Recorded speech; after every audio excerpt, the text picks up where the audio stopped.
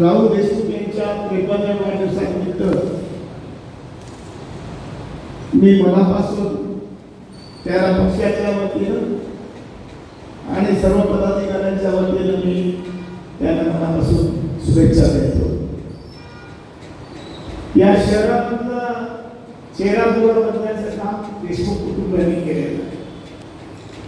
94 साली पहिल्यांदा वीरेंद्र बाबू ज्यावेळेला नगराध्यक्ष झाले मी लहान होतो, परंतु त्यानंतर त्यांनी या शहराचं प्लॅनिंग करून संपूर्ण विकासाचं काम केलेलं आहे. विरोधात राहून काम करायचं आणि त्यावेळेच्या ज्या पद्धतीचं काम वीरेंद्र बाबूंनी केलं ते नागपूरमध्ये आदर्श अशी नगरपालिका तयार केली. तीच परंपरा मला आज राहुल देशमुख बनतोय. मला वाटतं की वीरेंद्र बाबूचा फक्त 2700 मतांनी पराभव झाला. आपण इकडून तिकडून पैसे करून वीरेंद्र बाबूला आम्ही उभा केलं. माझी त्यांची व्यक्तिगत दोस्ती होती. शेवटी 2-3 लाख रुपये दिले असते आणखी तर वीरेंद्र बाबू त्यावेळेला निवडून आले असते. आणि म्हणून वीरेंद्र बाबूला एमएलसी करण्यामध्ये मी त्यावेळेला चिटणीस मंडळाचा सदस्य पण होतो, परंतु आम्ही जाधव सोडले आणि सगळ्यांनी आदरपूर्वक त्यावेळेला मागणी केली. आणि त्यावेळेला वीरेंद्र बाबूंनी त्यांना पण माहिती नव्हतं. तुमची बैठक चालू होती, राहुल लहान होता त्यावेळेला, आणि मी फोन लावून सांगितलं नानाभाऊ वंजारी की तुम्ही आमदार झाला. रात्रीच मात्र डिक्लेअर केल्यावर ते गावामध्ये समाधी मिळून तत्वनिष्ठ आणि एका विचारानं काम करणारं नेतृत्व म्हणून विदर्भामध्ये वीरेंद्र बाबूंना लोक मानत होते.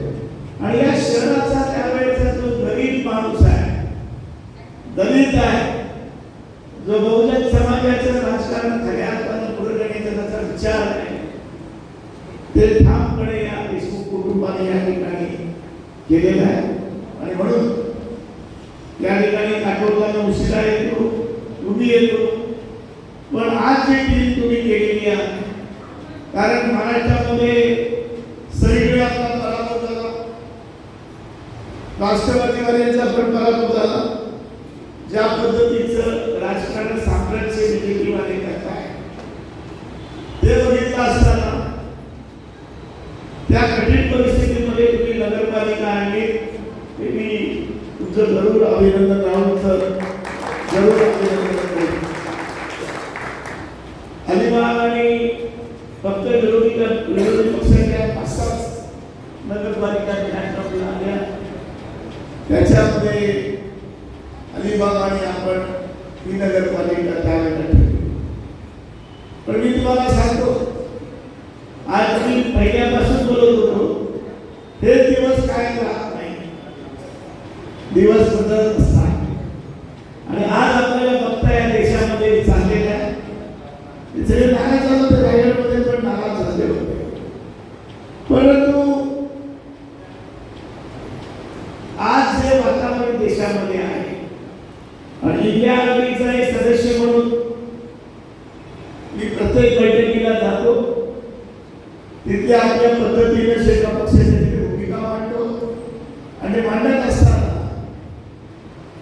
तुम्ही सर्व जे कार्यकर्ते आहात त्यांना डोळ्यावर समोर ठेवूनच मी इंडिया आघाडीच्या कामकाजामध्ये भाग घेत असतो. परंतु ज्या गतीने आज बदल होतो आहे तो बदल आपल्याला पुरत आहे. मागून आम्हाला विसरू नका, सत्ता येणार नाही, मागावून आम्हाला तुम्ही आगे मागे चाल. परंतु जी परिस्थिती आज आहे ती नक्कीच बदलेल. आणि म्हणून मला वाटतं की आम्ही आता घालून तुमच्या 5 वर्ष काम करू, जी भूमिका ठेवूनच राहुल देशमुखला आपण सरचिटणीस केलेला आहे. पुढील पिढी आपण घडवतो. आजच्या कालच्या जे युवकांचं दिल्लीमध्ये जंतर मंतरला जे आंदोलन झालं त्याच्यामध्ये आपल्या पक्षाचे सगळे विद्यार्थी आणि युवक चित्रलेखा पाटील आणि साम्या कोरडेच्या नेतृत्वाखाली गेलो होतो. आपण तिथे ठामपणे आपली भूमिका मांडली आणि मला वाटते ही परिस्थिती अशीच होती. मी नेहमी सांगतो आणीबाणीमध्ये हीच परिस्थिती होती. तुम्ही आणीबाणीमध्ये गेली नाही, आम्ही ती भोगलेली आहे. आणीबाणीमध्ये पण दुर्दैवानं मागावर इंदिरा गांधींनी सांगितलं चूक केली मी. आणीबाणीमध्ये ज्या पद्धतीची परिस्थिती होती त्याच्यापेक्षा कितीतरी पटीने आज वाईट परिस्थिती आहे. सर्वसामान्य माणूस आज घाबरतो. म्हणून मी राहुल गांधींचं पण जरूर अभिनंदन करेन. सर्व इंडिया आघाडीचे घटक पक्ष आहेत त्यांनी ज्या पद्धतीची आता भूमिका मांडलेली आहे ती भूमिका वेगळी आहे. ते काय आज बातम्या देताना वेळ देतात. भेटायला कोणी येतो, मी गेलो तो आता मला अनिल देशमुख येते, बावनकुळे पण मला माझे मित्र आहेत चालले भेटायला येते म्हणून पक्ष बदलत नाही. शरद पवार चालले, आरोप चालले. शरद पवारांनी 50 वर्ष या महाराष्ट्राचं राजकारण खालपासून केलेलं आहे. मुळी कुठे जात नाही आणि म्हणून आपल्याला कार्यकर्त्यांना राहुल देशमुखांच्या नेतृत्वाखाली तुम्ही या ठिकाणी ठामपणे काम केलं पाहिजे. तुम्ही म्हणताय दुर्दैवानं आपल्या आमदारांच्या म्हणण्यात एक आमदारकी आहे. दुर्दैवाने माझा पण पराभव झाला, कधी बेसावध राहिलो आपण. पण आपल्या जे मराठ्यांना आपल्याला शापच आहे. आपल्या जगातल्या माणसाने आपल्याला कोण मतं देते पुरली म्हणून 2-3 मताने आपण पडलो. पण मी तुम्हाला सांगतो मी पुन्हा आमदार होणारच आहे. तुम्ही काळजी करू नका. परंतु एक वेगळी भूमिका घेऊन राहुल देशमुखांनी काम केलं पाहिजे. काटोल बाहेर तरी पडलं पाहिजे. काटोल बाहेरच नाही तर विदर्भात फिरलं पाहिजे, महाराष्ट्रात फिरलं पाहिजे. तर पुढे तसे आपण फिरतो. कारण हे चांगला वक्ता आहे, चांगला अभ्यास केलेला तत्वज्ञान आपलं पुढे नेणारं काम राहुल देशमुख करताय. मला वाटतं की ज्या पद्धतीचं त्यांनी त्यांच्या लहान वयामध्ये काम केलं, फक्त थोडं त्यांनी तिकट बोललं नाही पाहिजे. आता पण सांगितलं आणि बाकीचं कोणाला काही टीका करायला इच्छा नाहीये. कारण त्याच्या या शहरामध्ये राहुल देशमुखांचा एक वर्ग आहे. तो बोलला की सगळेजण आम्हाला पण ठेवत नाही आणि म्हणून मी ते आंदोलनाचे 7-8 वेळा इथे बैठकीला जायला आलेलो आहे. पण राहुल देशमुख एक चांगला वक्ता आहे.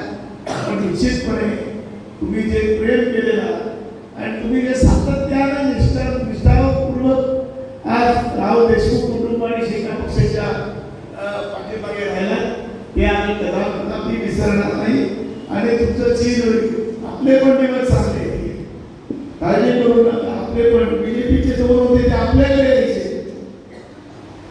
हे तुम्हाला डॉक्टर तुम्हाला सांगतो हे सगळे आपल्याकडे यायचे. गडकरी मुंडे हे आपल्या ऑफिसला यायचे आणि आम्हाला आघाडीमध्ये घ्यायला सांगायचे. 85 ला पूर्व होतं, 89 ला पावले मशीनमुळे ज्या वेळेला हे झालं की पुरोगामी विचाराचेच पक्ष एकत्र राहतील त्या बीजेपीला बाजूला केलं होतं, तेव्हा सतत प्रमोद महाजन सुद्धा हे तुम्हाला खरं वाटणार नाही आलं नाही. आणि म्हणून आपण अनेक वेळा आपल्या जेव्हा काँग्रेस आपला शत्रू वाटायचा आणि काँग्रेसच करा.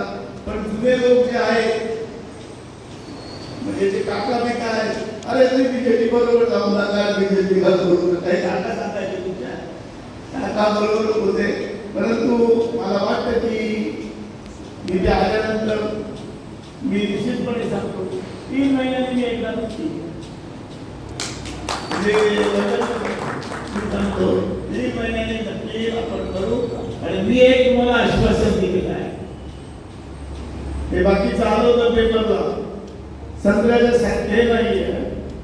संत्र्याचा आपल्याला जो प्रक्रिया करण्याचा उद्योग करायचा, राहुल देशमुखच्या वाढदिवसानिमित्त सांगतो, माझी जर या ठिकाणी या वर्षी पुढल्या वर्षी चालू होईल फॅक्टरी झाली तर कर्ज नको,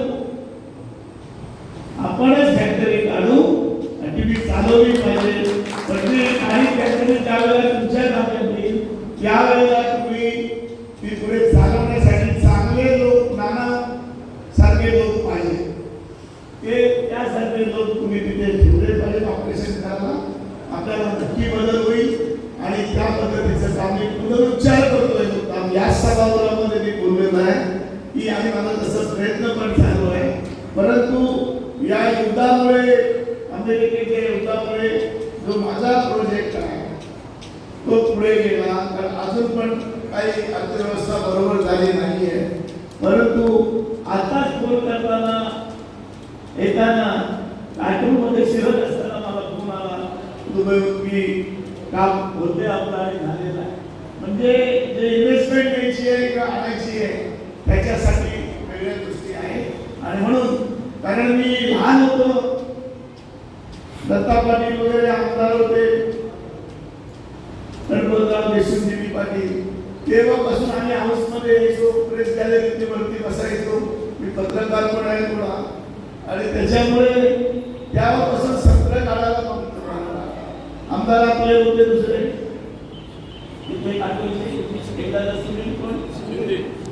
शिंदे, दरवर्षी यायचे. आता मी आमदार 25 होतो, दरवर्षी संत्र्याची माळा घालायला हे काही ते आहे की नसते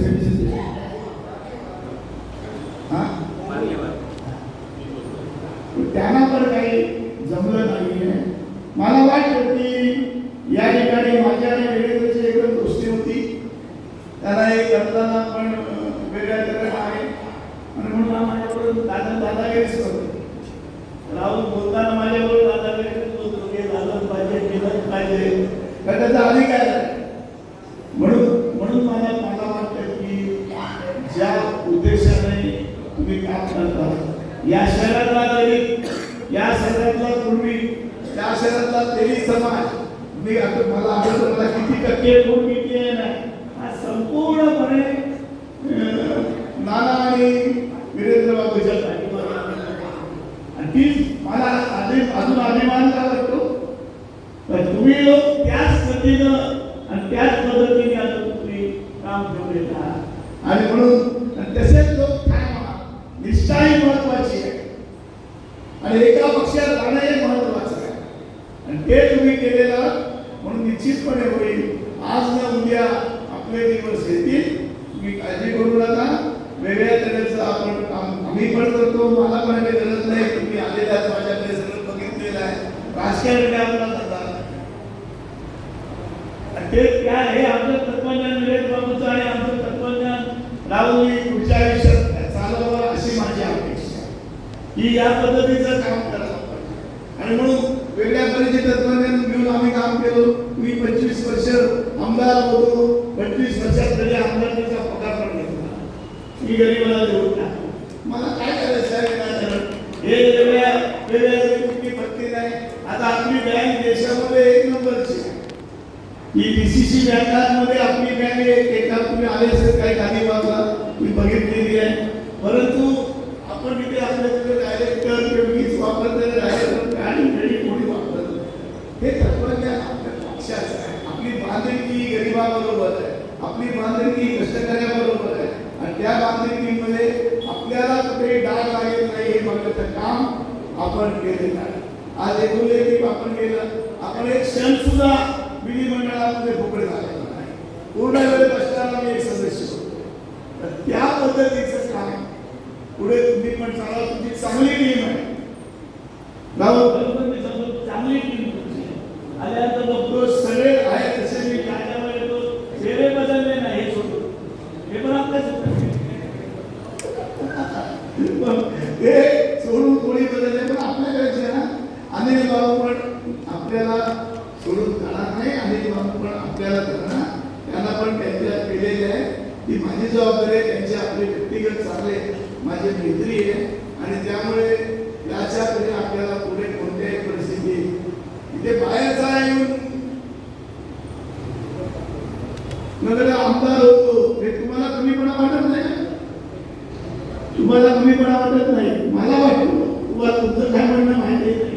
आणि म्हणून या ठिकाणी एक वेगळी भूमिका घेऊन काम करावं.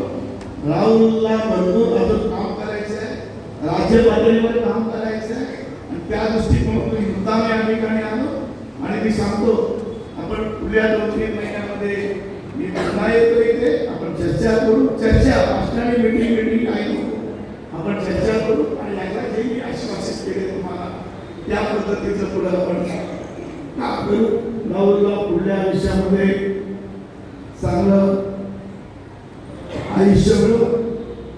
आणि आमच्या नंतर सुद्धा 10-20 वर्ष तरी पक्षाचं काम चांगल्या प्रकारे करायला पाहिजे.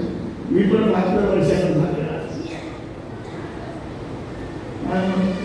हा मंत्री आला तर काय तुम्ही काय 65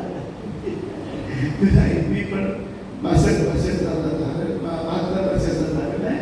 म्हणून नवीन पिढीने आता काम करावं. ज्या पद्धतीची नवीन पिढी आपली तयार येते तुम्ही सोशल मीडियावर बघताय.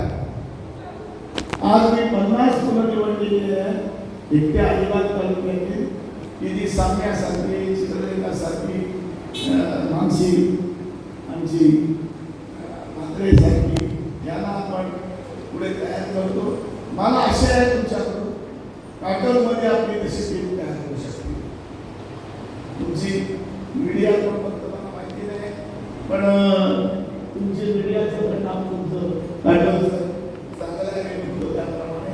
आणि म्हणून राहुलने याच्यापुढे काम करावं, चांगल्या प्रकारे काम करावं आणि वेगवेगळ्या संस्था या ठिकाणी निर्माण कराव्या की जेणेकरून त्याची क्षमता आहे. परंतु कधी कधी तो नाराज होतो, पण आपल्याला लढून मिळवायचं, आपल्याला काम पाहिजे. आता ते लढून मिळवायचं आणि ते तुम्ही नक्की मिळवा. मला वाटतं या शहरातले पाणी पुरवठा असो हे असो, ज्यांनी याच्यामध्ये भ्रष्टाचार केला त्याच्यावर कागदमध्ये मी अनेक वेळा बोलतो, त्यांनाच लोकांना की ज्यांनी याच्याकडे एवढा भ्रष्टाचार केला, एवढ्या ते काय प्लॉटमध्ये तुमचे ते काय आपण आढळलं लेआउटमध्ये त्याच्यामध्ये सगळी ज्या गोष्टी आहेत त्याचा शेवटी एक त्यांचा वाईट होणार आहे. आणि म्हणून आपण सगळे लावा. मला संध्याकाळी 5:30 वाजता पुण्यात मीटिंग आहे आमची सहकाराच्या बाबतीमध्ये आणि त्याचं ऑफिसचं काम करायचं आहे म्हणून जातो. नाहीतर मी आज इथे राहणार होतो असं ठरवलं होतं, परंतु पुढल्या वेळेला मी इथे नाही रेस्ट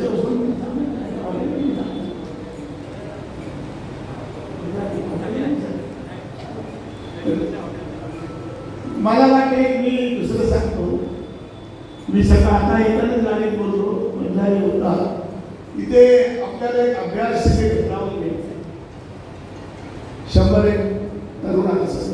एक 2-3 दिवस इथेच बसायचं आणि त्या पद्धतीचं काम करू. ज्या निमित्तानं नवीन जे कार्यकर्ते झालेले आहेत, जे नवीन लोकांना आपण इथे आकर्षण वाटतं ते सगळे आपल्याकडे पुन्हा येतील, राहतील आणि काम करायला पाहिजे. कारण इकडे तिकडे का जाते हे सगळे गेलेले पुन्हा आपल्याकडे येते. ज्यांना एवढं पवार साहेबांनी ज्यांना मंत्री केले, संत्री केले, सगळे राहिले, काँग्रेसने केले ते पण गेले, जे काँग्रेसने काय नाही बोलले 20-20, 25-25 वर्ष त्यांना मंत्री केले ते पण गेले. म्हणून त्यांच्यापेक्षा तुम्ही मोठे आहात. जे आज शेतकरी कामगार पक्षाबरोबर ठामपणे राहिलेले आहेत 25-30 वर्ष, ते तुम्ही मोठे आहात आणि तुमची किंमत जास्त आहे. आणि म्हणून पुन्हा एकदा मी राहुल देशमुखांना मनापासून शुभेच्छा देतो. त्यांचं राष्ट्रीय, त्यांचं व्यक्तिगत वैभव वाढो ही अपेक्षा व्यक्त करतो आणि माझे 2 शब्द संपवतो. जय हिंद.